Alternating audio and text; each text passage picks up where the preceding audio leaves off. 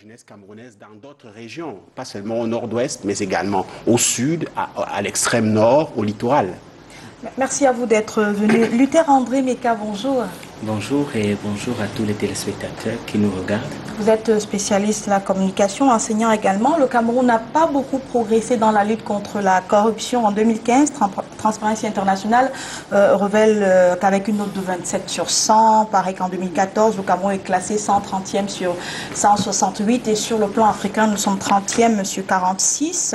Maître Changuini conclut qu'avec cette note, la corruption est encore à un niveau endémique au Cameroun. Pourquoi ça n'évolue finalement pas, la lutte contre la corruption? Tout simplement parce qu'on ne peut pas changer une société par décret. Vous savez, il y a un véritable problème au Cameroun, problème du chômage, problème de la compétition, de la concurrence avec le capitalisme sauvage, ce qui fait en sorte que les gens veulent être compétitifs et contournent les principes moraux pour pouvoir y arriver. Et puis, dans un pays où on achète les postes, on achète les concours, on achète un certain nombre de choses, et il y a certainement une politique générale qui est du haut, qui combat la corruption, mais dont l'indicateur est le milliard, alors que la petite corruption évolue sans véritable problème. Et ça cause un problème de mentalité, c'est-à-dire un problème de référentiel, des valeurs qui peuvent être inculquées avec une politique des valeurs pour pouvoir faire en sorte que la corruption puisse disparaître. Donc, à mon avis, je n'ai pas été surpris de cela, parce que je sais que au Cameroun, il y a un véritable problème de corruption, des gens qui veulent y arriver sans toutefois faire des efforts, sans respecter les principes de la norme. Soulé Honoré, le bonjour. Bonjour.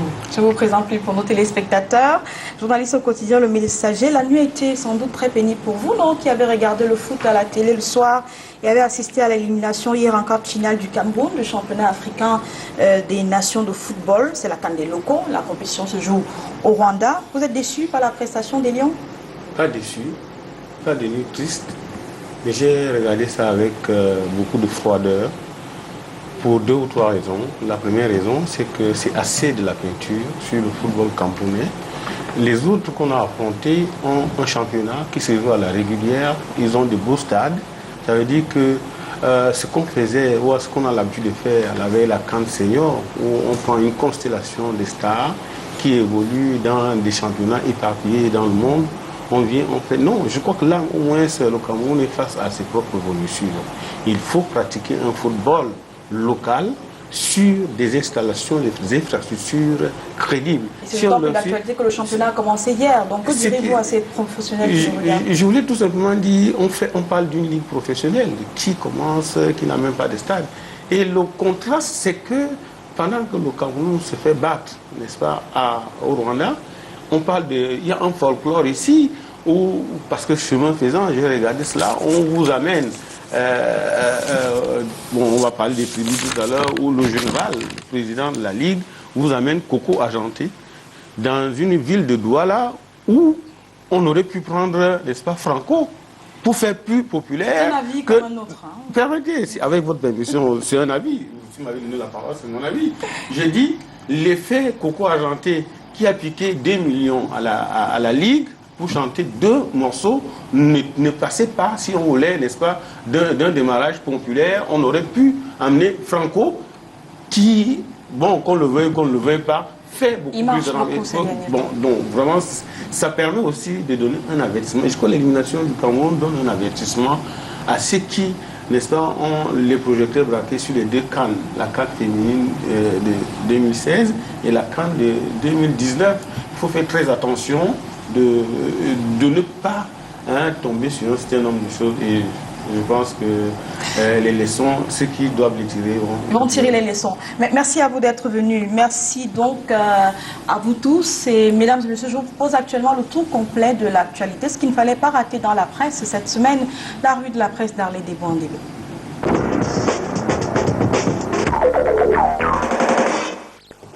Bonjour. En ouverture, l'image d'un MA60 se faisant charger de ses passagers pour son vol inaugural, un vol selon le quotidien de l'économie pour faire décoller Cameco et ouvrir une nouvelle ère à la compagnie aérienne nationale. Le logo et le Mantoum, nom de baptême de ces 2 aéronefs qui entrent en exploitation pour densifier le réseau et permettre à Cameco de prendre son envol selon le messager, notre confrère qui reprend si bien les propos du ministre des Transports qui invite les potentiels clients de la compagnie à ne pas se laisser emporter par les sirènes de la mauvaise campagne qui consiste à jeter du discrédit sur ces avions dont l'un est mis au service de nos forces armées depuis des années et vole sans souci. Sur la fiabilité des MA60, le directeur général de Air Zimbabwe, par ailleurs, président de l'Association des compagnies aériennes africaines, indique au quotidien de l'économie la profitabilité des MA60 pour la couverture des lignes domestiques. La compagnie aérienne du Zimbabwe est parmi les premières dans le monde à acquérir les MA60. C'était alors en 2004. Il faut feuilleter les pages du magazine international d'information, l'Expression du Centre, parcourir le dossier réalisé sur la capacité de la Chine à conquérir le marché de l'aviation. Car en plus des MA60, le géant monte également des modèles ARJ21 et le C919 en réaction. Ling Xiaoming, PDG de Avic International, ne cache pas cette volonté de son entreprise à bousculer Boeing et Airbus. Avec le vol des MA60, le magazine en première une pense que le gouvernement vient de désamorcer une bombe dans le cockpit grâce à la volonté d'un homme, Edgar Alain Mbengor. 100 jours après son arrivée au ministère des Transports. Pour Tribune d'Afrique, une mini-révolution est en train de s'opérer dans le secteur des transports depuis sa nomination. Quoi qu'on dise, qu'on l'aime ou pas, tout le mérite revient selon notre confrère à la persévérance, au pragmatisme, à la ténacité et surtout à l'engagement total de Mbengor de crédibiliser le domaine des transports au Cameroun par ces temps où l'eau est un problème sérieux à Yaoundé. Démonstration au quotidien le jour qui constate que la pénurie s'est réinstallée comme autrefois et les coupures d'eau se font de plus en plus ressenties dans les quartiers de la capitale. Le même numéro du quotidien bleu revient sur l'attentat survenu à Kerawa qui a tué 4 personnes. Un attentat qui vient s'ajouter aux 4 autres survenus à Bodo lundi 25 juin et qui avait fait une trentaine de morts, plus près de 80 blessés. Dans un autre numéro, le jour indique que le janvier 2016 a été particulièrement noir pour ce qui est des attaques. 19 au total, 74 morts en 26 jours. Le lourd bilan des incursions de Boko Haram en territoire camerounais. Et à côté de ces attentats, il y a l'explosion cette semaine à la poudrière de la force multinationale à Moura. Les flammes ont dévasté la moitié des installations du poste de commandement du secteur numéro 1. Confidence sur l'alternance dans un livre, l'auteur n'est autre que le professeur Joseph Ouna qui propose que le pouvoir au Cameroun se fasse de manière rotative, du nord au sud, de l'est à l'ouest. Un ouvrage publié au moment où les appels à candidature sortent des tiroirs. EPV s'intéresse à celui des sénateurs, ministres et élites de la région du centre, lesquels ont remis le leur au président du Sénat.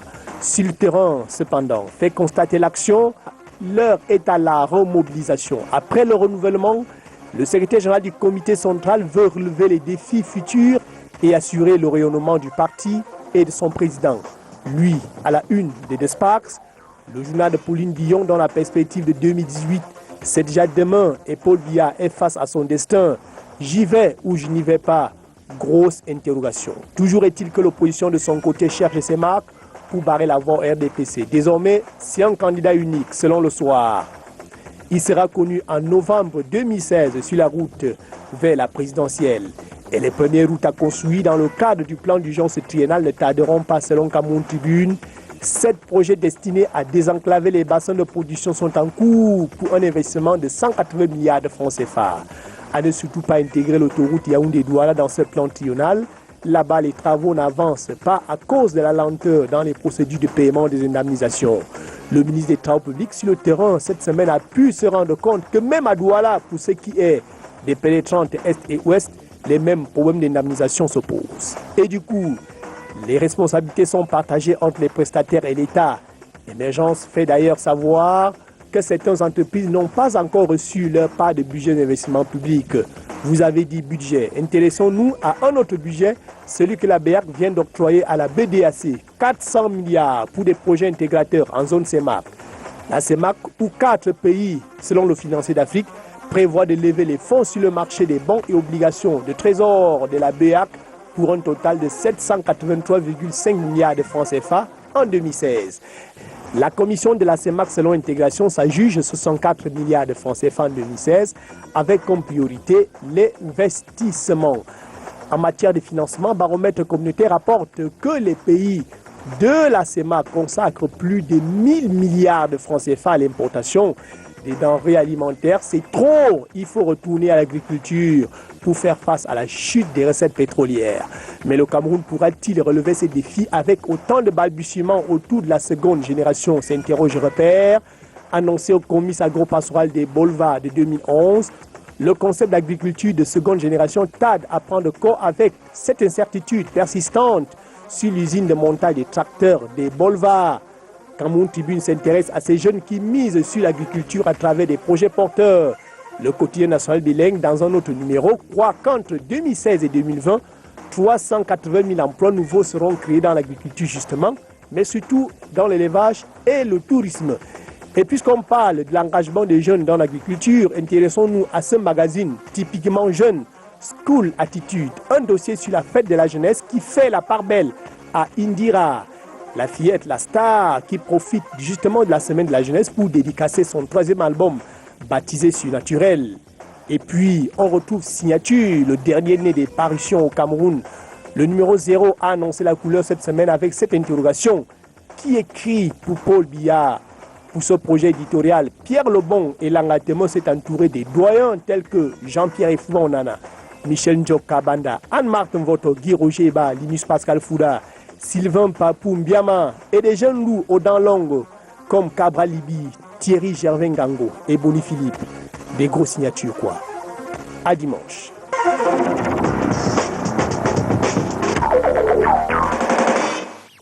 À dimanche prochain, Harley Debo en DB. Les systèmes politiques précoloniaux au Cameroun, paru aux éditions L'Harmattan il y a quelques semaines. L'étude a été présentée la semaine dernière à Yaoundé. Il s'agit pour l'auteur, Joseph Oona, de démontrer que les peuples du Cameroun précolonial avaient des systèmes politiques organisés. Il n'y avait ni opposition, ni alternance au pouvoir, sauf la rarissime exception de Balikumbat. Était-il pour autant gouverner ces peuples? Oui, répond l'auteur, et probablement avec une bonne gouvernance. Voilà quelques éléments présentés dans la 4e de couverture de ce livre.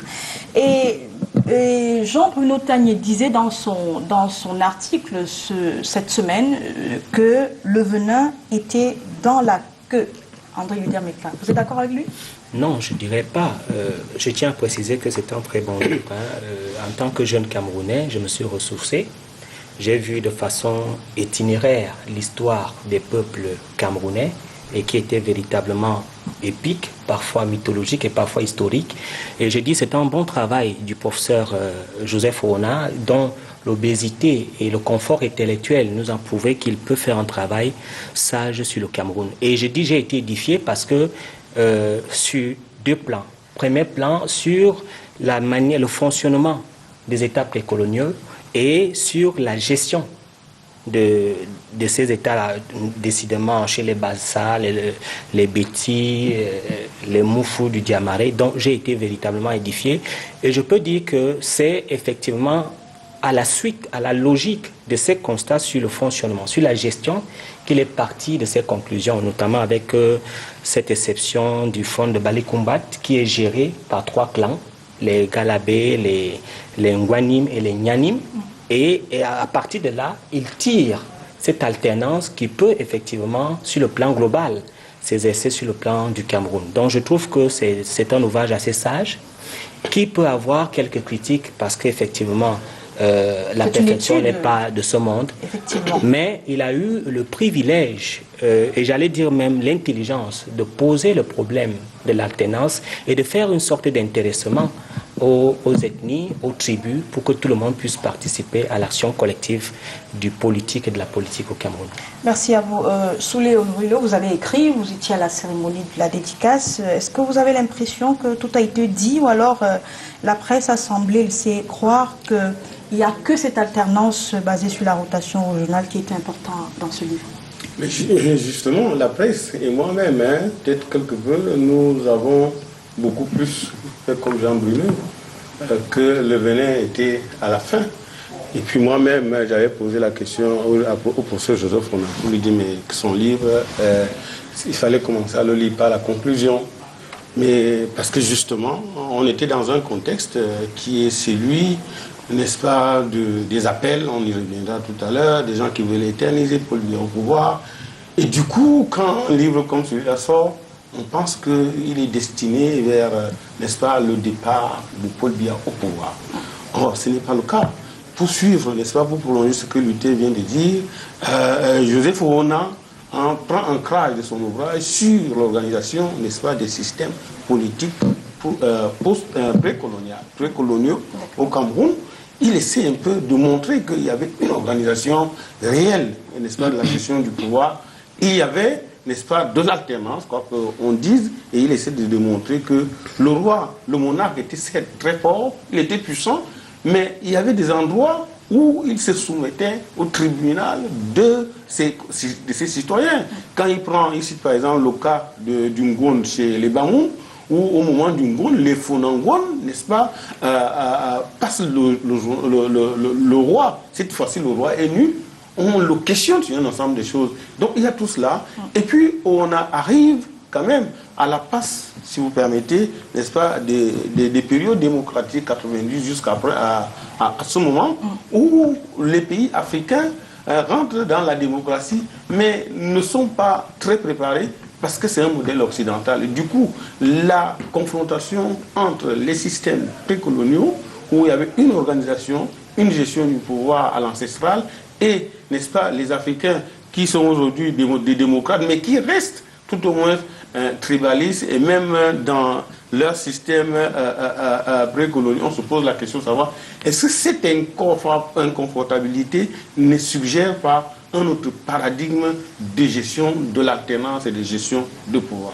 Merci à vous. Michel Ndoki, Cameroun Tribune affirme que l'essence de l'ouvrage de Joseph Oona, c'est le souci de prouver que le Cameroun, en particulier l'Afrique et de façon générale, n'ont pas besoin de modèles importés de démocratie. C'est une voix qui porte. Vous croyez à un modèle différent? Je crois à un modèle différent, mais je pense que c'est un modèle qui est appelé à évoluer. Alors, est-ce que nous devons effacer 60 ans de notre histoire, voire plus, hein, parce qu'on parle beaucoup de la colonisation, on ne parle pas des autres contacts que nous avons eus avec les autres peuples avant ça, la découverte de... On s'appelle Cameroun aujourd'hui, il faut savoir que c'est grâce à des étrangers. Hein. Je crois qu'il faut dire vite que M. Joseph Oona donne une opinion de citoyen et il en a le droit. Mais je crois que c'est une erreur d'en faire un débat de société parce que la question n'est pas de savoir si sa proposition est intelligente ou pas. Si vous me demandez si c'est une proposition intelligente, je vous dirais qu'elle me surprend venant d'un constitutionnaliste. Il a étudié la Constitution, il la connaît, et il a peut-être aidé à la modifier un peu trop souvent ces dernières années, mais nous croyons que nous sommes un pays, le Cameroun. Et ce n'est pas comme ça que nous étions il y a un siècle, ou avant que le colon n'arrive. Mais c'est ce que nous sommes aujourd'hui. Et nous croyons que nous avons un document qui fonde notre vivre ensemble, et ça s'appelle la Constitution. Et la Constitution, je regrette, dit exactement le contraire de ce que M. Grégoire Ouna propose. Monsieur Joseph Ouna. Oui, c'est vrai. Joseph, alors, pardon. Pardon. François mais aux deux, pardon aux deux. Monsieur Joseph Ouna. François Bimogo, il s'agit donc d'un modèle de rotation de pouvoir suprême par région. La règle de l'équilibre régional pourrait peut-être servir aussi pour ajuster les écarts, comme pour dire que ce n'est pas véritablement nouveau, non, de parler de l'alternance basée sur une rotation régionale au Cameroun. Oui, c'est pas nouveau, effectivement. Et puis, je dois dire que c'est un livre dont l'intérêt prospectif et contemporain commence à la dernière page. La dernière page de ce livre aurait dû être la première page pour qu'on entre au fond, qu'on challenge cette proposition qu'il fait et qui me semble assez anachronique du point de vue de l'histoire et du point de vue de la construction nationale. C'est en fait l'un des plus gros dangers en termes conceptuels, en termes d'idées qui puissent être apportées à la volonté, à la construction, l'intégration de l'unité nationale qui a été si chère au chef d'État camerounais, le président Ahidjo et le président Paul Biya aujourd'hui. Parce que voyez-vous, quel est le postulat? Bon, je vais passer sous les en a parlé. Il nous présente les systèmes, les démo-anarchies, les monarchies étatiques comme proto-systèmes précoloniaux du Cameroun, en présentant les chefs du nord, du nord-ouest, du sud et du littoral.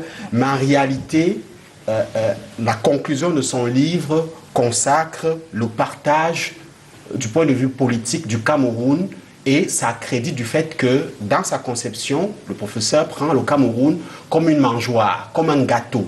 Un gâteau dont on se repartirait les parts, et chaque région, parce que ça je parle du point de vue conceptuel, parce qu'au niveau opérationnel encore, on va voir que c'est inopérant.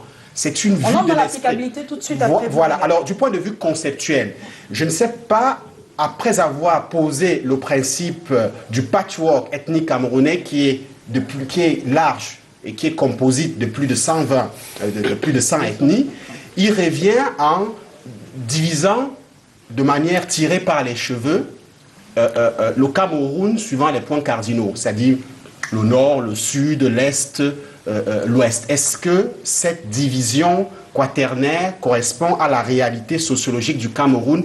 Que fait-il des irrédentismes qui sont dans chaque région? Que fait-il des micro-structures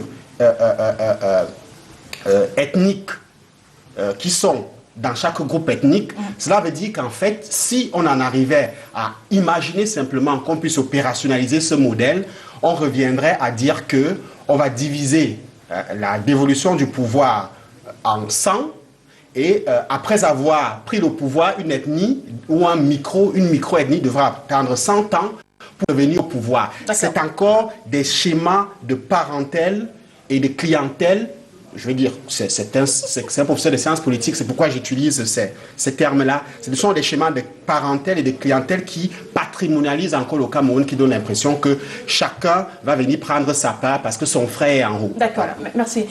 Luther Meka, Joseph Orona pense que l'alternativité régionale peut éviter le chaos et conduire à une gestion de l'alternance bien structurée, pacifiée, empreinte de stabilité et de consensus. C'est Soulé Oliono qu'il a écrit dans son article cette semaine après la discussion de ce livre. Est-ce que vous pensez que cela va se passer concrètement? Comment dans la mise en place de ce modèle? Disons que d'abord, je vais encore insister, dire que c'est une œuvre scientifique. Et dans cette œuvre scientifique, le professeur Orona a démontré comment fonctionnent et comment est géré les systèmes précoloniaux. Et nous avons vu dans cette gestion l'organisation politique, avec les notables, avec les esclaves, avec la gestion, la délibération ça à la société actuelle, des décisions. Je suis en train de venir là-dessus pour dire que lorsqu'on dit que l'œuvre a été faite à la fin, c'est une hérésie. Bon, je constate que comme le Cameroun est politisé, c'est une récupération politique, et c'est normal parce que le débat politique en fait vient de là. Mais il ne faut pas occulter le travail scientifique qu'il a fait pour nous montrer comment ça fonctionne. Bien. C'est un travail qui est largement documenté aujourd'hui. C'est un travail, il faut quand même le préciser. C'est un travail qui est largement documenté. On le voit à travers la bibliographie que le professeur utilise. C'est-à-dire qu'il a récupéré des travaux anciens qui sont connus. Et je suis d'accord, ce qu'on peut concéder, c'est que cette lecture correspond au Cameroun d'aujourd'hui, mais ça ne correspond pas au Cameroun en devenir. D'accord. J'espère que vous allez additionner plus les climats récupérés. Allez-y pour terminer. Donc, j'étais en train de dire que c'est de façon logique qu'il arrivait à cette conclusion. Et je vais dire que, et ça, je vous prends à témoin, toutes les guerres qui taraudent, qui sont sédimentées en Afrique sont des guerres ethniques ou des guerres des régions. Donc, il ne faut pas faire l'hypocrisie en disant qu'il n'y a pas, à un certain moment en Afrique, des peuples dominés et des peuples dominants. Alors, pour intéresser tout le monde à la gestion du pouvoir, il a jeté une idée qui peut avoir certainement un certain nombre de conséquences, mais il s'agit effectivement d'intéresser, de faire en sorte que chaque ethnie puisse arriver à l'exercice, si vous voulez, au délice du pouvoir, pour rire un peu, mais à l'exercice du pouvoir. Alors, comment cela peut être concrétisé de façon claire pour revenir à la question centrale, qui est assez délicate? Parce qu'il faut dire qu'effectivement, c'est là où viennent les insuffisances de l'œuvre. Parce que si, effectivement, il faudrait que chaque ethnie arrive au pouvoir, ça veut dire effectivement que les partis politiques vont devenir ethniques. Et à la seule conséquence qu'il y aura une très grande exacerbation de la communauté tribale, où chacun va attendre son tour, soit pour montrer de quoi il est capable et effacer les autres, soit effectivement pour arriver à son tour à la mangeoire. Là est véritablement le problème. Mais ce qui est important, ce qui est important et qui est essentiel, c'est que nous devons partir de cette idée pour construire quelque chose de meilleur dont nous allons proposer un certain nombre de pistes si vous me redonnez l'occasion. Merci. Michel Doki, sur la même question. Oui, alors je voudrais commencer par la fin pour dire que je trouve ça bien. Vous commencez par dire que c'est une œuvre scientifique, donc on a fait une démonstration à partir de faits, et vous finissez par c'est une proposition qui a des faiblesses. Donc ce n'est pas une œuvre scientifique, c'est une proposition. Deuxièmement, je suis contente que cela vienne d'un militant du RDPC parce qu'il vient de valider l'idée que dans la conception du parti au pouvoir, c'est une tribu qui a le pouvoir dans ce pays aujourd'hui. C'est pas ce que j'ai dit. Je sais que ce n'est pas ce que vous pas avez ce que dit. je dis. Vous il y a avez dit une organisation d'équilibre régional. Bon, je vais. Vous allez on va laisser la dame terminer également. Donc, le raisonnement qu'on nous propose est le suivant. Il faut que chaque tribu, à son tour, ait le pouvoir. Cela vient de quoi? La réalité actuelle de notre pays et puis nos traditions. Et puis on a pris dans les différentes traditions des différentes tribus une qui paraît particulièrement intéressante. Pourquoi est-ce qu'elle est intéressante? Parce qu'il y a une tribu dans ce pays aujourd'hui qui a le pouvoir. Et pourquoi est-ce qu'on risque d'arriver au chaos? Parce que celles qui n'ont pas de pouvoir vont vouloir que cette tribu parte du pouvoir. Cette théorie valide le fait que nous sommes un pays tribaliste et je pense que ce n'est pas vrai. Ce n'est pas de nous qu'on parle.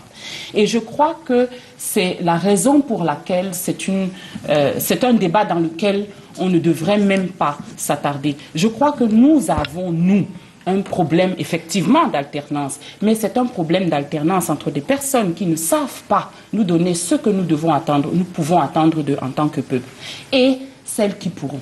Nous avons des vrais problèmes à régler. Nous avons des vrais problèmes de santé, des vrais problèmes d'éducation, des vrais problèmes économiques. Et l'alternance que nous demandons, c'est une alternance vers des gouvernants qui enfin pourront résoudre ces problèmes. Merci. Est-ce qu'on peut occulter quand même la question ethnique dans l'alternance au Cameroun, tel que le paysage politique est constitué actuellement?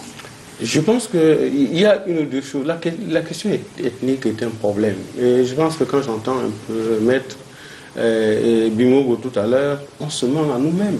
On pense qu'on est unité nationale. Non. Aujourd'hui, quand vous avez un ministre qui est nommé, la première chose à faire, c'est changer son SP.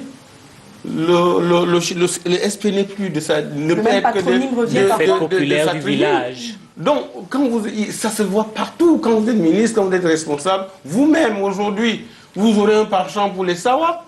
Donc, on se ment à penser que... Je suis désolée, si je faisais ça, ce serait très grave. J'ai un enfant qui est Baniléké et un enfant qui est Bassa. Je ne peux pas avoir de préférence ethnique. Si vous voulez parler pour vous... Dans la question d'unité nationale, je pense que le problème ethnique se pose, qu'on le veuille ou non, au niveau, n'est-ce pas, de la gestion des affaires et même de la fortune publique. La deuxième chose qu'il faut intégrer, c'est que est-ce que la démocratie à l'occidental nous a permis de combattre la mal-vie? Non. Est-ce que nous a permis de combattre la misère? Non. Pourtant, nous pensons que nous sommes démocrates.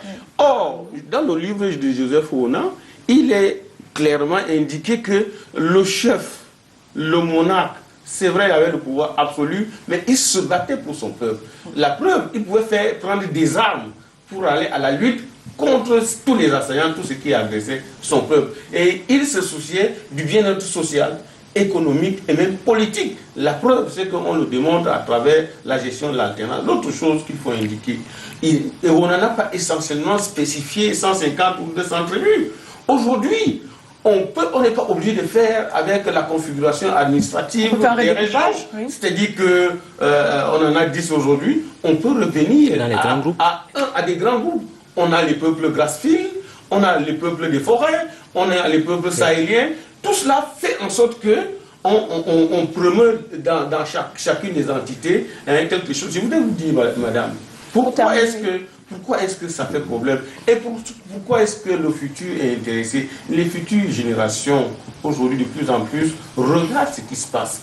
Il s'agit tout simplement de rompre, c'est ça qu'on a dit, il faut rompre le ping-pong nord-sud, qui depuis gère le pouvoir, depuis ça fait 50 ans. Aujourd'hui, il est question de savoir, après Biya, est-ce qu'il ne faut pas passer par un processus transitionnelle et transitoire qui nous permet de dire que chacun peut accéder, non pas à la mangeoire, mais à sa part de gouvernance. C'est de ça qu'il s'agit. Donc, vu comme cela, on refuse d'étiqueter le livre de Rona en une sorte, n'est-ce pas, de républicaine qui serait réduite à des tribus. J'ai entendu. Un gâteau national à partager. Quelqu'un dit non, ce n'est pas ça. Merci. Il faut le lire autrement. Et je pense qu'en le lisant autrement, on constate que c'est un chercheur qui a fait des analyses, il s'est documenté justement parce qu'il s'agit de Rona.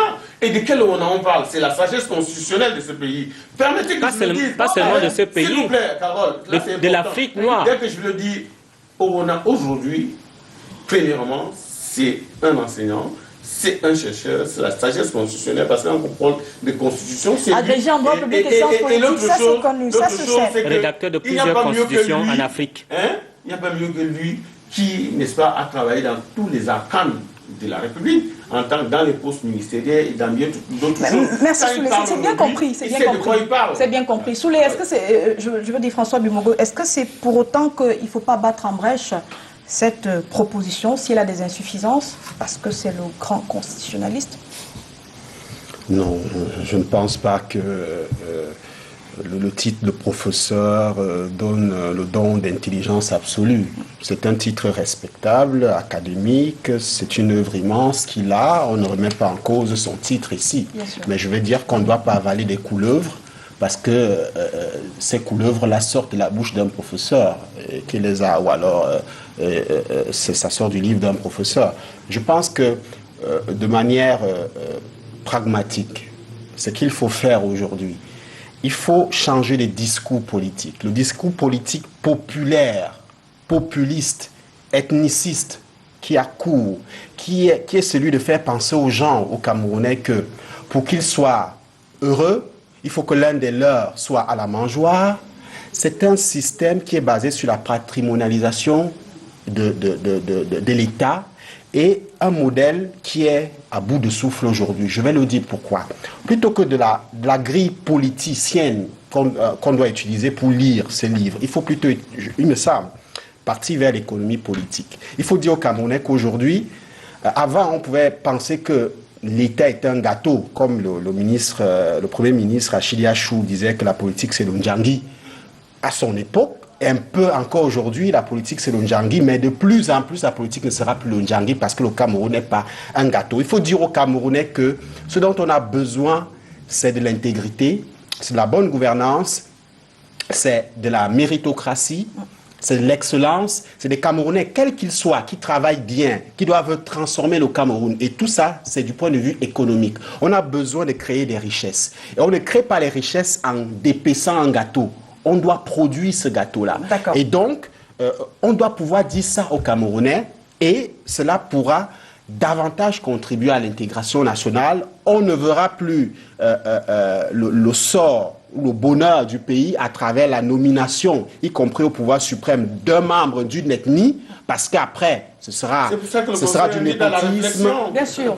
Et on comprendra que si un Camerounais est compétent dans un domaine, y compris politique, s'il est le plus compétent et que le peuple souverain le choisit, eh bien, il faut lui donner les rênes du pouvoir.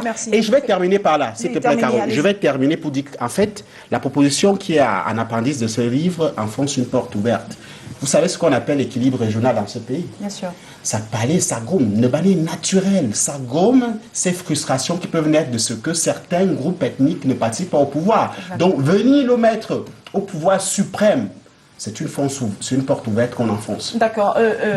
André Luther Meka, sur sa page Facebook, je partage avec vous une réflexion de Jean-Robert Wafo, qui est militant du SIEB. Il estime que ce modèle est anticonstitutionnel à partir du moment où la loi fondamentale prescrit l'égalité des citoyens en droit et en devoir. Bon, moi j'aime bien ça. J'aime bien cette hypocrisie que les gens font. Jean-Robert Wafo, c'est mon ami. Et nous nous connaissons. Il y a le discours, on nous a appelé en psychologie le discours officiel et le discours officieux, même en communication. Vous partagez avec nous son discours officieux? Non, en fait, ce que je veux dire, c'est qu'il faut aller pratiquement dans la politique. Quelle est la meilleure forme d'alternance? Voilà le problème que le professeur Joseph Rona pose. Et à ce problème, il répond par la rotation des ethnies. C'est une vision. Il y en a qui sont allés plus loin en présentant un conseil présidentielle pour que tout le monde puisse être autour de la présidence et que dans ce conseil présidentiel, qu'il puisse avoir à chaque fois 5 ans quelqu'un qui puisse avoir un droit de signature pour permettre à tout le monde de pouvoir gérer le pouvoir. Il y en a qui ont proposé les États fédérés pour que ce ne soit pas une affaire ethnique, mais que ce soit une affaire régionale où des gens peuvent effectivement avoir des moyens, une certaine décentralisation pour pouvoir gérer leur pays. Je vais dire à mon frère Bimogo, qui n'a pas l'air d'avoir une formation politique, en lui disant que le problème ethnique est un problème sérieux au Cameroun. Nous avons tenu bon, parce que nous sommes en train de gérer l'équilibre régional et gérer une unité nationale. Et je vais vous dire que moi je vais même plus loin en proposant l'ethnoproportionnalité administrative. C'est-à-dire quoi? C'est-à-dire qu'il doit y avoir des quotas dans les ministères, dans les entreprises parapubliques où toutes les ethnies doivent être représentées et non ce qu'on appelle l'équilibre régional où on met quelques élites au haut. Pour saupoudrer un peu en amont et en aval, il y a une dictature de la majorité des ethnies. Regardez les ministères, c'est la coloration de chaque ministère. Regardez un peu, ça fait problème. Et moi je vis ça au quotidien. Il est important de gérer cela et je dis que au-delà de l'équilibre régional, et même dans le privé, parce que même dans le privé, il faut qu'il y ait ces quotas-là pour que nous puissions faire un mariage ethnique. Et vous savez, l'ethnie, c'est une culture, c'est une vision du monde. Et lorsqu'il y a ce mariage ethnique, je crois qu'on peut faire ce passage, on peut vivre dans la paix. Voilà le problème essentiel que le professeur Joseph Roland. Un petit mot, Carole. Oui, juste un mot pour que Soulé puisse prendre la parole aussi. Et vous aussi. Il me parle de formation politique. Je n'ai pas une formation politique du dimanche, justement. Je ne conçois pas. C'est pas une formation politique du dimanche. Justement, cette formation politique correspond à la vôtre. C'est-à-dire celle qui est de penser que le Cameroun, c'est un gâteau, c'est une mangeoire. Ce n'est pas un gâteau. Écoutez, je vais vous dire une chose, une réalité. C'est la participation politique collective. Je suis d'accord que ça correspond à la réalité actuelle. Ça correspond à la réalité actuelle, mais c'est une réalité qui est fugace. L'état patrimonial était adossé sur quoi? Sur les rentes. Les rentes, essentiellement, extractives, minières, pétrolières. Aujourd'hui, le Cameroun devient de plus en plus un petit producteur de pétrole. La population croît.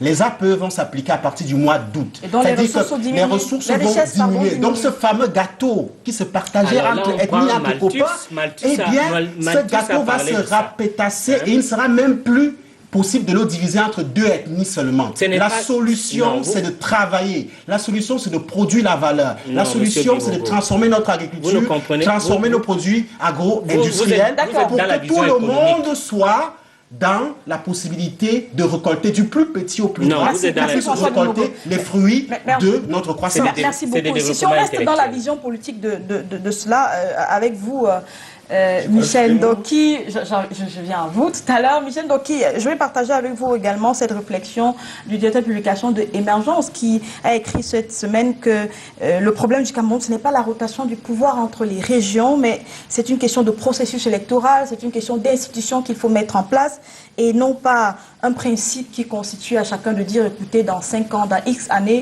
vous aurez le pouvoir. Vous partagez cette opinion? Nous savons que c'est ça le problème. Nous savons que le vrai problème de ce pays, et tout le monde autour de cette table d'ailleurs, qui n'appartient pas à la même tribu, je ne suis même pas sûre, je suis incapable de dire à quelle tribu vous appartenez. On est tous des Camerounais en plus. Très exactement, et je suis contente que vous disiez ça, parce que nous persistons à déblatérer sur un sujet qui n'est pas un sujet pour les Camerounais. Je suis révoltée quand j'entends dire que je ne connais pas la réalité, parce que j'entends ça souvent, je ne connais pas la réalité de ce pays si je ne reconnais pas que nous sommes tribalistes. J'ai envie de demander à la personne qui m'a posé la question, est-ce que vous êtes tribaliste, vous? Parce que chaque Camerounais qui dit que les Camerounais sont tribalistes dit que ça ne le concerne pas lui. Et c'est vrai. Je l'ai dit tout à l'heure, peut-être que ça n'a pas été entendu. Mon premier enfant, je l'ai eu avec quelqu'un qui vient de Bacon, à côté de Banganté. Le deuxième, avec quelqu'un qui vient de Pays Bassar. Mes enfants ne sont pas tribalistes parce qu'ils ne peuvent pas l'être. Mes enfants sont Camerounais, c'est tout ce qu'ils sont et c'est tout ce qu'ils ont. Et le débat actuel est de savoir, pour nous tous Camerounais, quand est-ce que nous allons avoir 100% des personnes qui ont de l'eau? Quand est-ce que nous allons augmenter notre espérance de vie à la naissance de 52 ans où ça stagne grâce au RCTPC depuis des décennies à 80, comme la Corée l'a fait dans le même espace de temps? C'est ça le débat qui est au devant. Et je vous assure que nous qui attendons avec impatience les prochaines échéances électorales, nous allons nous déterminer, nous, en tant que peuple camerounais, en fonction des solutions qui seront proposées par les différents candidats à ces scrutins, à ces problèmes-là, et pas en fonction de quoi que ce soit d'autre. Merci. Alors, sous les Ojoneux, il faut quand même savoir qu'il y a d'autres modèles qui ont été mis sur pied ailleurs, et la science politique le comptabilise très bien. Il y a, par exemple, le modèle consociatif, il y a le modèle de fédéralisme personnel qui a été expérimenté au Liban, on a bien vu ce que cela a fait. Ça veut dire que nous ne sommes pas dans une exception et il faut bien trouver le moyen de régler cette question qui se pose à nous. La solution serait quoi finalement? Il y a le modèle de Bali Kumbat qui est largement évoqué dans le livre du professeur, où des familles régnantes, je crois qu'il y en a 6, se passent le pouvoir. Le pouvoir. Il y en a 3, il y en a 3 ou 6, peu importe. Mais dans le cas d'espèce, c'était 6. Toujours est-il que, je vais démontrer quoi, toujours est-il qu'il y a une gestion du pouvoir qui est établie. Chacun sait à quel moment X ou Y. Moi, je voudrais parler peut-être de M. Wafo. Est-ce que la démocratie, depuis 90, nous avons proclamé que nous sommes démocrates?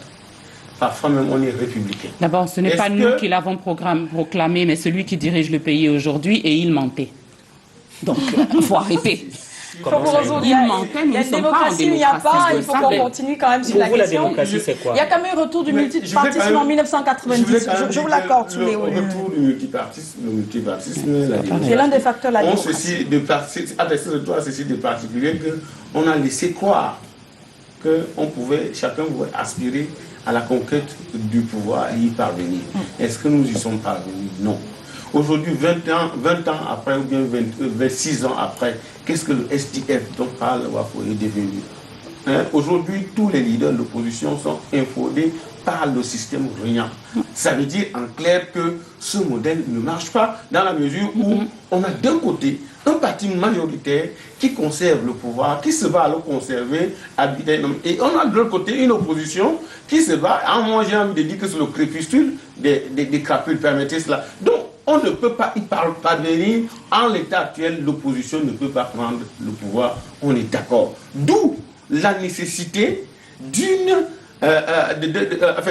constitution. Encore que la constitution, on peut la modifier. Monsieur Wafo, qui parle entre 90 et aujourd'hui, on a modifié la constitution combien de fois? Mais le Cameroun n'en est pas. Donc on peut modifier la constitution sur son principe. Au lieu de modifier la constitution, premièrement en 2008 pour faire sauter le verrou, la limitation des mandats, et très prochainement pour l'élection présidentielle anticipée, tout cela qui éternise M. Biya au pouvoir, on peut la modifier maintenant pour intégrer, n'est-ce pas, la question de la dévolution du pouvoir. Et cette fois-là, on convoque l'alternativité, n'est-ce pas, dont parle M. Ona. Mais je pense que M. Ona lui-même n'est pas fermé dans son ouvrage. Il invite à une réflexion. C'est à nous aujourd'hui, c'est-à-dire aux hommes du monde, au peuple du monde, de récupérer pour en faire un début de débat. On peut maintenant définir les clés, n'est-ce pas, de cette répartition. Les clés de la mandature. Est-ce que c'est un mandat de 7 ans? C'est-à-dire, une ethnie arrive, elle fait 10 ans, un mandat non renouvelable, et on passe de pouvoir à un autre. Ou alors, quelles sont les clés? C'est à nous, n'est-ce pas, de les chercher. On ne peut pas, n'est-ce pas, se cramponner et penser que non. C'est bien compris. Toute production littéraire comme celle-là est une production positive qu'il faut aromatiser. François Bimogo, sur la même question? Oui, sur la même question. Moi, la question profonde que je me pose, c'est en quoi l'alternativité est-elle différente du système actuel? Avec un président qui est, parce qu'étant d'une région précise, la deuxième personnalité de l'État, qui est le président du Sénat aujourd'hui, vient d'une autre région. La troisième, la quatrième, ainsi de suite. Les concours d'accès à l'administration territoriale. Mais vous voyez que c'est le folklore, puisque cela n'a rien changé. Alors, en quoi c'est différent? Quelle est la nouveauté de ce système qui est profondément anticonstitutionnel Et c'est quoi anticonstitutionnel? Incroyablement rétrograde par rapport à ce que le Cameroun a accompli comme effort d'intégration, d'unité nationale. C'est-à-dire je suis d'accord, il y a une chose sur laquelle je suis d'accord, c'est qu'au Cameroun, la tribu est très importante. C'est-à-dire que c'est un curseur qui donne, qui conditionne à la fois la vie politique, la vie économique, la vie sociale. Et que les Camerounais sont effectivement hypocrites. C'est-à-dire qu'ouvertement, ils disent qu'ils ne sont pas tribalistes, mais profondément, ils le sont. Mais est-ce qu'on doit s'arrêter sur cette mais comment dépasser photographie-là? justement cette... Il faut la dépasser en Mais pour montrant... dépasser cela, Attendez, il faut en mettre... montrant aux Camerounais... Il faut établir des bases. Non. Monsieur Mbibo. Et que ces bases soient claires et clarifiées, connues de tout le monde. L'avenir... Parce que si vous restez, n'est-ce pas, dans ce mensonge... C'est terminé, on va pouvoir évoluer. Non, je pense que ce mensonge, qu'il continue d'enterrer, parce qu'on se ment, Bimogo, on se ment nous-mêmes de penser que le premier est de cette tribu, la deuxième personnalité. Les deuxième, troisième personnalités sont la volonté, n'est-ce pas, du premier. Quand M. Biya décide, par exemple, que c'est le président du Sénat, c'est tel, c'est lui qui nomme. Mais c'est comme si c'est une règle non établie aussi, non? Sous les Sénats, écrit nulle part, mais c'est... Non, c'est dans la Constitution, le président des pouvoirs dévolus. Non, je veux dire le choix de le président. Parole, c'est écrit nulle part, mais le parti majoritaire... nous savons comment les élections se font, c'est le RDPC, la discipline du parti aidant. On dit au RDPC que ce sera tel le président du Sénat, ce sera tel le président de l'Assemblée nationale. Or, si nous rentrons dans la Constitution, une autre Constitution, et que nous envisageons un certain nombre de choses, et qu'on mette une disposition qui dise que cette Constitution ne peut pas être modifiée, je pense que même Biya, même le président Biya permetté, ne pourra pas faire sauter le verrou, par exemple, de la limitation de mandat. Je voulais terminer juste par un mot. Je voulais terminer par un mot en mettant en avant l'aspect économique et en convoquant un théoricien de l'économie politique, Antoine Monchrétien. Qu'est-ce qu'il dit? Il dit le bonheur des hommes consiste principalement en la richesse et la richesse dans le travail. Le bonheur du Cameroun, ce n'est pas que mon frère est nommé aujourd'hui. De plus en plus, le bonheur du Cameroun sera dans le travail, la production des richesses, parce que nos richesses qui étaient rentières, c'est-à-dire le pétrole, les mines, etc., sont en train de décroître. Voilà. Donc aujourd'hui, pour que tout le monde soit heureux, ça passe par la méritocratie, c'est-à-dire que si un joueur joue très bien au football, s'il peut faire en sorte que le Cameroun gagne la Coupe du Monde, on préférerait que il a gagné la coupe de la même ethnie ou 11 joueurs de la même ethnie. Voilà, et qu'on gagne cette Coupe du Monde parce que pour nous, économiquement, ça va être plus rentable. Ça va bénéficier à plusieurs ethnies. Ça veut dire que les lions indomptables, pour jouer, tout le monde est en Canambie, que ça ne causera aucun problème au Cameroun. À condition qu'il soit performant. Il ne faut pas être hypocrite. Ce que je veux dire, qui est plus important, c'est que cette idée, elle est bonne. Nous allons la perfectionner et la réflexion doit continuer. Et c'est pour ça que nous allons demander, puisqu'effectivement il y a problème dans les partis politiques, qui est effectivement un quota aussi ethnique dans les partis politiques pour la rotation et la gestion, et pour permettre à ce que toutes les ethnies, dans un même parti comme le SDF, qui est un parti dit anglophonique, qui doit avoir aussi... Mais vous n'en êtes pas militant, donc... Non, j'en parle parce qu'il n'y a que le RDPC qui représente effectivement... Et qui fait aussi la rotation en son sein Nous y pensons. La réflexion a commencé. Elle a commencé et vous êtes en train de tuer cette réflexion alors qu'elle a commencé. D'accord. Michel Ndoki, non, je vais permettre que Michel Ndoki termine sur la question également parce qu'on va passer à autre chose. Non, moi je crois que nous ne sommes pas dupes. Je pense que nous ne sommes pas dupes et que nous n'allons pas perdre de vue ce qui nous intéresse vraiment. Ce qui nous intéresse vraiment, c'est l'avenir de ce pays. Cet avenir va se décider. Alors, je suis d'accord avec ceux qui disent que la Constitution actuelle n'est pas parfaite, mais je suis contente de constater qu'ils y font quand même référence. Cette Constitution, elle est là. Et cette Constitution, nous allons l'appliquer imparfaite comme elle est. En 2018, il y aura des élections et nous, le peuple camerounais, nous allons choisir notre dirigeant. Nous allons en choisir un et nous allons le choisir sur la base de ce qui est important pour nous aujourd'hui. Que nos problèmes soient résolus. Pour moi, il n'y a pas d'autres quel que débats soit son lieu de d'alternance naissance, qui s'il est vaillent. compétent, vous l'allez les lire. Vous allez C'est lire. évident. D'accord. Et sera le pendant président que Biya. ce problème de rotation se pose et préoccupe les partisans, si vous les permettez, il y a des partisans de M. Biya qui appellent donc à ce qu'il se présente à la prochaine élection présidentielle. Cette semaine, c'était l'appel du Vouri et celui des sénateurs et membres du gouvernement originaires de la région du centre. On n'est pas éloigné de ce sujet, mais j'ai l'impression, Soulé, que c'est un peu comme si c'était à qui écrira le meilleur appel à candidature pour M. Biya. Vous savez, M. Biya nous a habitués depuis qu'il est au pouvoir, qu'il ne se porte jamais candidat. Il laisse les gens surchauffer l'ambiance et le moment venu, il dit j'accepte votre appel. Et c'est pour ça justement que c'est important de dire le livre du professeur Zopona, d'aller au-delà. D'aller au-delà, pourquoi? Parce que lorsque ces appels vont venir, M. Biya sera candidat en 2018, il sera candidat encore en 2025, il sera candidat, puisque tant qu'il sera là, il sera là.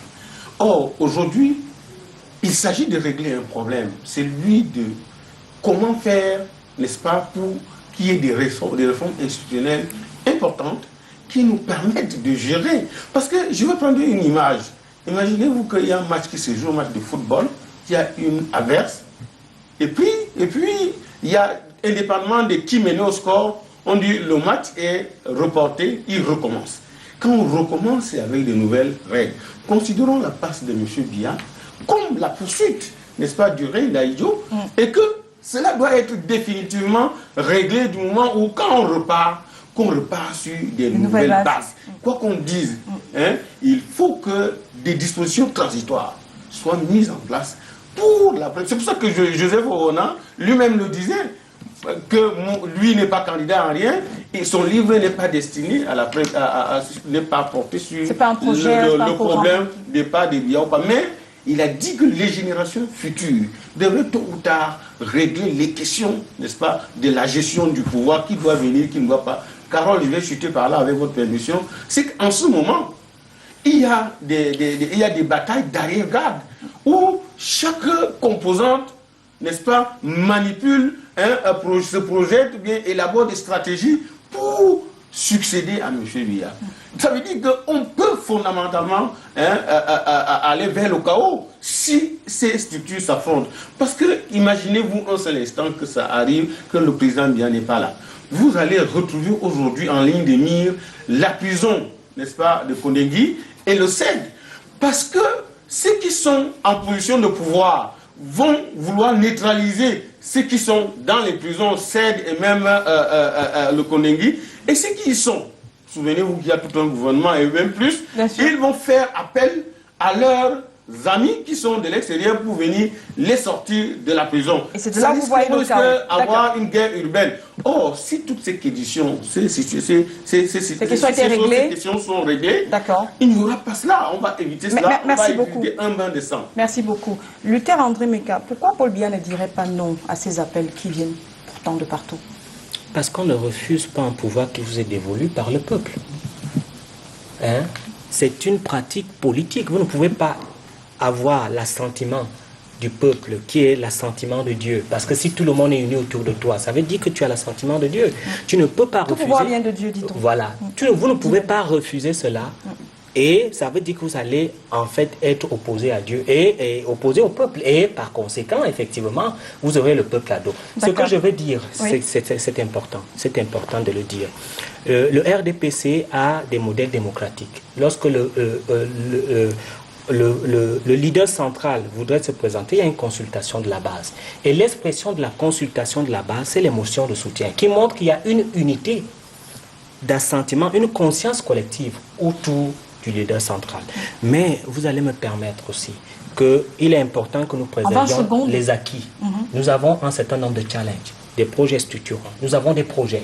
On ne peut pas abandonner ces projets. Il faudrait que nous les finissons et que le bilan soit clair devant les Camerounais. C'est pour ça que nous voulons que le président Biya se présente. Mais alors aussi, il faudrait qu'il y ait des gages sur le plan du chômage, sur le plan de la santé, parce qu'il y a des gens qui en meurent.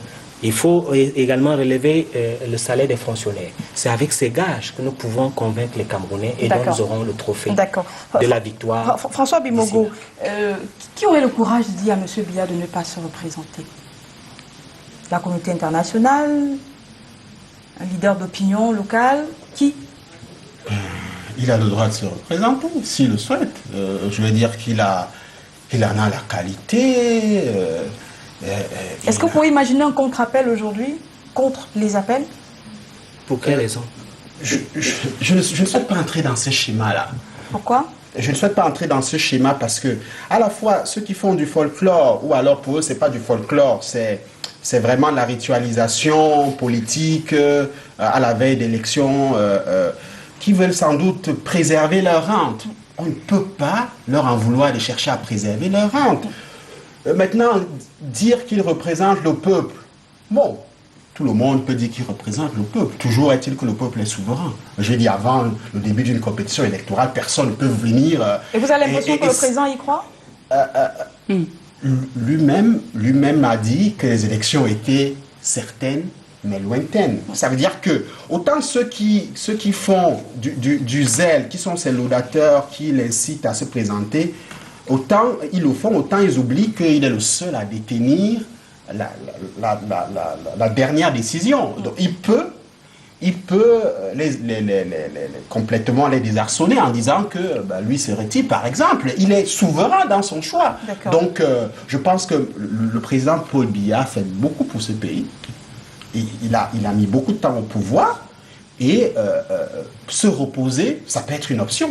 C'est une option qui est absolument raisonnable. D'accord. Voilà, il peut être encore utile à ce pays ou alors à ce continent africain. Donc, on n'a pas. Je trouve quand même indécent qu'on cherche à tout prix à vouloir le pousser absolument, comme si c'était une question de vie ou de mort pour la nation, comme si c'était une question de vie ou de mort pour lui. Qu'on lui laisse le temps, qu'on lui laisse le libre arbitre de se décider le moment où il voudra. Et donc, maintenant, les autres qui font les appels du peuple, l'émotion, ils sont dans leur rôle. Le peuple, il reste souverain. Entendu. Michel, donc la société civile, elle pourrait dire à M. Biya de ne pas y aller. Est-ce qu'elle sera alors dans son rôle? Non, je pense que ce serait généreux de sa part. Je pense que ce serait généreux de sa part parce que ça n'est pas suffisamment entendu, mais c'est quand même la réalité. Lorsque Joseph Aouna s'exprime, lorsque dans les couloirs du palais d'Etoudi ou de je ne sais quel ministère, on discute, on négocie, on stratégise pour parler de l'avenir du pays, on n'est pas le Cameroun. On n'est qu'une petite partie du Cameroun. Et je vais même dire plus, on n'est que le passé. Et c'est là que je vais rejoindre ce que monsieur disait tout à l'heure. On est le passé du Cameroun. Le présent du Cameroun, c'est 70% de ses habitants qui ont 30 ans ou moins. Et ce présent-là va s'exprimer lors des prochaines échéances électorales. Vous dites que le président de la République tient son pouvoir de Dieu. Absolument pas. Il le tient de nous. Et il le tient de nous, on ne le dit pas suffisamment, il le tient de nous parce que 85% d'entre nous restions jusqu'ici silencieux quand il nous demandait de nous exprimer. Et grâce à ce silence complice, il pouvait prétendre qu'il était là par la volonté du peuple et il pouvait prétendre qu'il allait continuer avec les ambitions, les réalisations qui ne résolvent pas nos problèmes. Ce qui est en train de changer, c'est que ces 85% s'expriment maintenant. Et cette acceptation du peuple disparaît. Aux prochaines échéances électorales, vous verrez, bien sûr, aux prochaines échéances électorales, vous verrez, le peuple camerounais que nous sommes décidera qui est son dirigeant et ce sera quelqu'un de capable, pas quelqu'un qui fait des promesses. En 2 minutes, 30 secondes chacun sur la même question. On va terminer sur ce premier sujet. Je commence par vous, Soulé Oloriono. S'il y avait quelque chose à retenir de cette recette proposée par Joseph Aouna, ce serait quoi? Non, c'est une recette qui vient d'un homme qui a fait le parcours de toutes les arcanes du pays et qui sait de quoi il parle et qui est sage, qui peut, n'est-ce pas, prédire de ce que des pièges qu'il faut éviter demain. Nous avons parlé d'émotions, de soutien tout à l'heure, ou de cession des appels. Nous vivons une escroquerie politique dans la mesure où le peuple est pris pour une masse d'idiots. Les opposants sont complètement out, y compris M. Wafo, et il n'y a que le RDPC qui occupe. Et que les gens, parce que c'est important de dire qu'il y a 3 années, qui sont encore là dans le mandat de M. Biya. Il n'a pas fini, il n'a pas fait le bilan du renouveau des grandes ambitions. Aujourd'hui, les prébendiers et certaines personnes qui sont dans la cour, parmi ces courtisans, le projettent. Et les 3 années, c'est quoi? C'est probablement une élection anticipée qui va pousser M. Biya à modifier la Constitution parce qu'il faut passer absolument par cela. La disposition de l'élection présidentielle anticipée n'est pas dans la Constitution, probablement. Mais il y a le congrès 2017 du RDPC au cours duquel M. Biya doit remettre son mandat en jeu pour voir. C'est à ce niveau peut-être qu'on peut voir des contre-appelants. On retient quoi du modèle parce qu'on et maintenant, on retient du modèle que c'est une proposition. C'est pour ça que nous avons publié, par exemple, que c'est un pavé dans la mare. Il faut que c'est une bouteille à la mer, comme disait encore quelqu'un. Les uns et les autres doivent la densifier. Et puis, on va voir ce que ça va donner. 25 secondes en vous aussi, Luther André Mika. On retient quoi? Bon, disons qu'il y a un auteur qui disait que les mots sont des totems qui murmurent aux oreilles des initiés. Je crois qu'il est un visionnaire. Il a essayé, il réfléchit déjà sur la prospective et il essaye d'amener à ce que les peuples, les communautés puissent participer à l'exercice du pouvoir central. Et je crois qu'on peut récupérer cette idée pour la perfectionner afin que tout le monde se sente. Given is what I've been dying to give it out to them. Give me the opportunity. Thank you very much. D'accord. François Bimogo. Alors, il y a quand même... It was a pleasure knowing this distinguished personality. Thank you for watching. Un note qui est très positif dans cet ouvrage, professeur Ouna. Il y a le plus ou moins positif, c'est le recours au service militaire comme moule de socialisation, comme les rites initiatiques Sceaux qu'il a rappelé pour la région du centre dont il a parlé dans son ouvrage. Et il y a également la nécessité pour lui, il le dit aussi à la fin de l'ouvrage, de renforcer les contre-pouvoirs, c'est-à-dire les contre-pouvoirs institutionnels, que le pouvoir ne soit pas absolument entre les mains d'une seule personne, mais que les contre-pouvoirs que prévoit notre Constitution jouent pleinement leur rôle. Et je pense que ça également, c'est un élément positif à prendre en compte. Merci. Michel Loki. Pour moi, une chose qui est extrêmement positive, c'est qu'on peut enfin ouvertement et tous ensemble parler d'alternance. Et la seule chose que je dirais sur la question de l'alternance, c'est que les bureaux de l'ECAM sont ouverts pour les inscriptions sur les listes électorales. Je crois que ceux d'entre nous qui n'ont pas encore de carte électorale devraient s'y précipiter. Merci à vous. Les M60, vous l'avez constaté, sont dans le ciel camerounais. Les vols commerciaux se déroulent depuis la semaine dernière. Je vous propose de revenir sur le vol inaugural, d'ailleurs, de ces avions dont l'envol n'aura pas été sans turbulence. C'est le reportage de la semaine signé Arnaud Guéfac, Martin Dumont et Linda Tegel.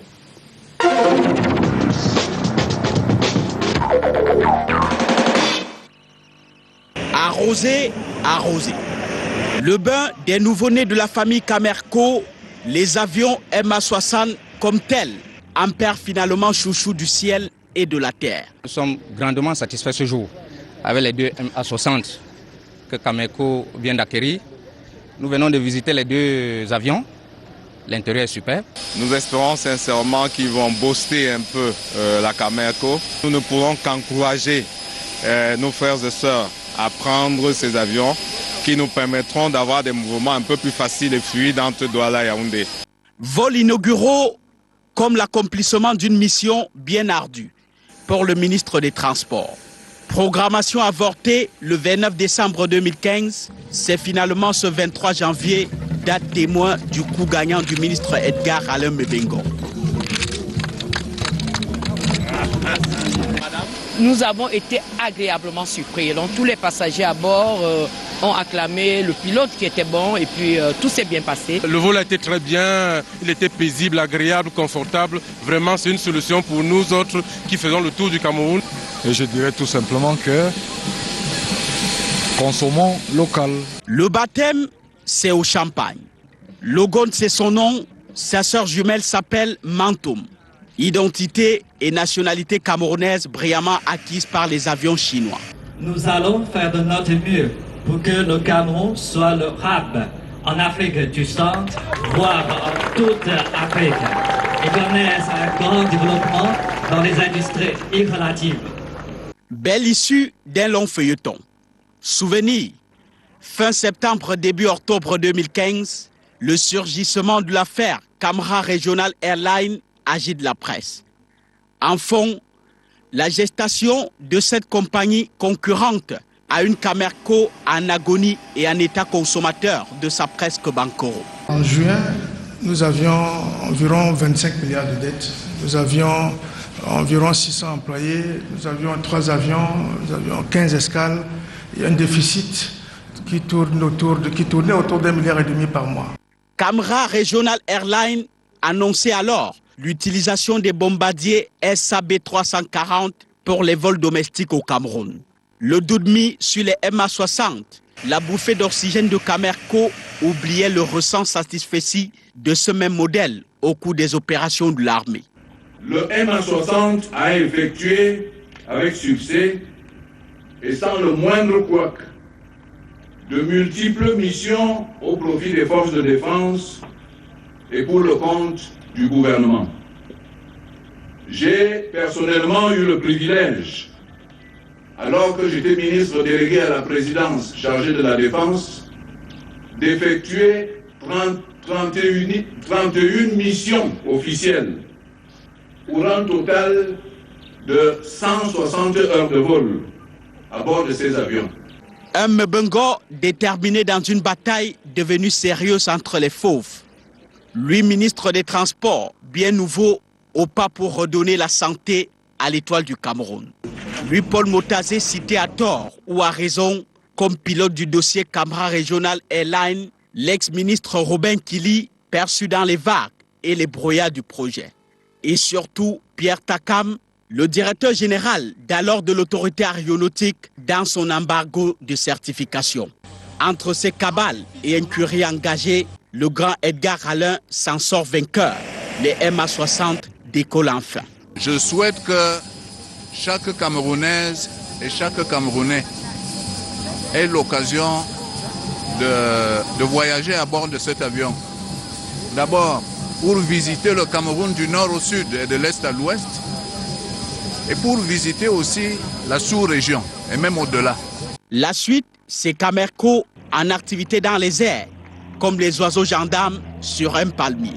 Nous allons pouvoir faire Yaoundé pratiquement 4 fois par jour. On va pouvoir ouvrir Bafoussam, en y allant, je crois, 5 fois la semaine. On va pouvoir envisager Koutaba, aucun problème. Nous sommes en train de demander aux autorités de tutelle de nous rendre opérationnels tous les aéroports nationaux. L'étoile du Cameroun éclaire enfin.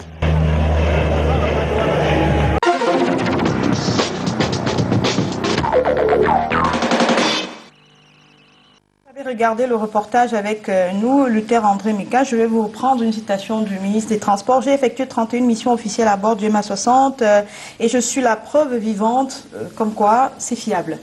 Bon, disons que le ministre Mbongo y est arrivé. Nous allons y arriver parce que nous savons très bien que nous avons des gens contre-productifs qui voudraient tuer tout fleuron qu'on veut mettre sur pied. Les MA60 sont fabriqués par la Chine et je tiens à préciser que la Chine est l'un des pays les plus industrialisés du monde et qui fait la high-tech. Donc c'est rassurant et de façon patriotique, j'aimerais que les Camerounais soutiennent ces projets, soutiennent cette compagnie et que nous puissions prendre cette compagnie au sérieux et explorer. J'ai vu comment les images étaient très belles. Vous avez vu effectivement le décor, il y avait du monde et je crois que c'est rassurant. Et j'aimerais vous dire qu'il y a une campagne, il y a un anti-marketing, mais nous y parviendrons, ça va marcher. Sous les lieux avec les MA60, le quotidien de l'économie dit qu'on peut espérer rentabiliser Camerco. Vous y croyez? Oui. Et je voudrais, avec votre permission, féliciter ce reportage et les belles images, surtout l'agencement des paroles. Il faut féliciter à nombre de cas pour cela. Mais je voudrais quand même dire que les MA60 reviennent de loin. Parce que justement, il y a eu un complot qui était derrière. Et on se serait retrouvé à une autre affaire, 10 des avions, c'est-à-dire BibiJet avec Yves Michel Couture. Vous savez que BibiJet avait été déjà fabriqué à la dernière minute, ceux qui ont voulu tuer, n'est-ce pas, paralyser les MA60, ont voulu faire ça comme ils avaient proposé l'Albatros, l'équation Albatros, et du coup ça n'a rien donné. Cette histoire, en réalité, il y a 3 personnes qui s'en sortent bien. Il y a d'abord le président de la République. N'oublions pas que c'est en 2011, c'est lui qui donne la caution aux Chinois de faire les MA60. On lui donne le modèle qui circule au niveau de l'armée. Alors, le Cameroun met 34 milliards. On a les avions. Le ministre Nkili des Transports, qui a assisté à toutes les négociations, refuse de les faire décoller. On ne sait pas pourquoi. Jusqu'au moment. Donc, à un moment donné, on nous propose une autre compagnie. Ce qui voulait dire que les 34 milliards sont en fumée, mais le Cameroun va les rembourser. Or, on n'avait pas testé les avions MA60 et nous avons été contents de savoir qu'il y a un directeur de l'aviation, je crois, Zimbabwe, qui a dit que c'est bon. Donc, effectivement, pour avoir utilisé ces MA60 depuis ça veut dire que la bérésine qui hein. existe contre les produits chinois doit cesser. Et là, on a la preuve que les 2 autres personnes, c'est forcément Edgar Mbongo et puis Jean-Paul Nana, qui aujourd'hui a l'occasion, n'est-ce pas, de faire le service après-vente. Le service après-vente, c'est quoi? C'est densifier les vols, de mettre un plan marketing et commercial qui va permettre effectivement, n'est-ce pas, d'ouvrir les lignes pour des vols commerciaux et des vols directs. C'est bien attendu. Alors, l'autre actualité de cette semaine qu'on ne peut pas louper, puisqu'on est déjà au terme de cette émission, c'était Laurent Gbagbo qui s'est rendu finalement à la barre. C'est le 3e chef d'État à comparaître donc devant la Cour pénale internationale. Le procès s'est ouvert jeudi dernier. Je commence avec vous, Michel Ndoki. Il y avait une forte mobilisation à La Haye. On a vu même des politiques camerounais qui y étaient. C'était à la hauteur des attentes ou bien du personnage? Je crois qu'il porte en cela un certain nombre de nos espoirs. Je crois que quand on regarde Laurent Gbagbo aujourd'hui, en tant qu'Africain, et je parle au niveau purement émotionnel, hein, c'est pas au niveau objectif et logique, etc. On voit le petit pot de terre contre le pot de fer, c'est-à-dire qu'on a le sentiment quelque part qu'il est là-bas aussi parce que il était africain, qu'il ne servait plus les intérêts de certains, enfin, qu'il ne servait plus certains grands intérêts internationaux, etc. Moi, je ne vais pas polémiquer là-dessus. Je crois qu'il y a là beaucoup de personnes, de part et d'autre, qui savent faire leur travail. Je voudrais qu'on n'oublie pas que c'est un être humain, que c'est quelqu'un qui a essayé de faire de son mieux avec ce qu'il avait, qui a des responsabilités, qui va probablement les assumer si ce n'est pas déjà fait. Mais c'est un procès. Et en tant qu'avocat vivant dans le milieu des procès, je sais que dans ces endroits-là se joue la vie d'un homme. Et pour moi, la seule chose que j'ai envie de dire quand je vois ça, c'est humilité, parce que ça pourrait arriver à n'importe lequel d'entre nous. François Bimogo, 4 chefs d'accusation finalement retenus contre Laurent Gbagbo: meurtre, viol, acte inhumain, persécution. Ça vous surprend? Crime contre l'humanité. Globalement, oui. Ça ne me surprend pas, c'est quand même une crise post-électorale qui a duré, un bras de fer qui a conduit à 2 exécutifs dans un même pays et dans la même capitale, l'hôtel du Golfe et puis le palais présidentiel même. C'était intenable, mais le président Gbagbo, au-delà de tout, c'est une figure contemporaine d'un chef d'État différent, combatif, qui réussit à imposer les points, qui a réussi à imposer d'une manière ou d'une autre les perspectives voulues par son pays de manière indépendante, sans forcément s'inféoder aux puissances étrangères. Et je trouve assez injuste qu'au banc des accusés aujourd'hui, il soit le seul. Parce que cette crise-là, il y a eu deux parties au moins. Et j'ai l'impression que pour certains, c'est un spectacle. Mais c'est l'avenir d'un homme qui se joue. Laurent Gbagbo a déjà fait près de 5 ans derrière les barreaux. Il risque encore, avant d'avoir le prononcé de son jugement, passer 5 ans. C'est-à-dire qu'il aura passé près de 10 ans en attendant d'être jugé et condamné ou pas condamné. C'est long. Lorsqu'on sait qu'il a aujourd'hui plus de 70 ans, ça veut dire qu'il ne peut en sortir qu'à 76 ans, 77 ans. S'il en sort. S'il s'en sort, c'est très long. Je trouve que c'est assez injuste. Et pour la réconciliation en Côte d'Ivoire, je pense que ce n'est pas le bon chemin à faire, parce que la réconciliation se fait avec les deux parties. Le président Ouattara a besoin de se réconcilier avec ses adversaires d'hier pour baliser le chemin vers une Côte d'Ivoire qui émerge à l'horizon 2025, comme ils le disent eux-mêmes. Merci à vous. André Luther Meka, justement, en parlant de la question de la réconciliation nationale, ces procès s'ouvrent. Ce serait encore évident de pouvoir mettre les deux parties sur une table et se dire il faut revenir à une Côte d'Ivoire unie comme 10-20 ans avant? C'est pas possible lorsque le leader du FPI est séquestré arbitrairement. Parce que je voudrais poser une question.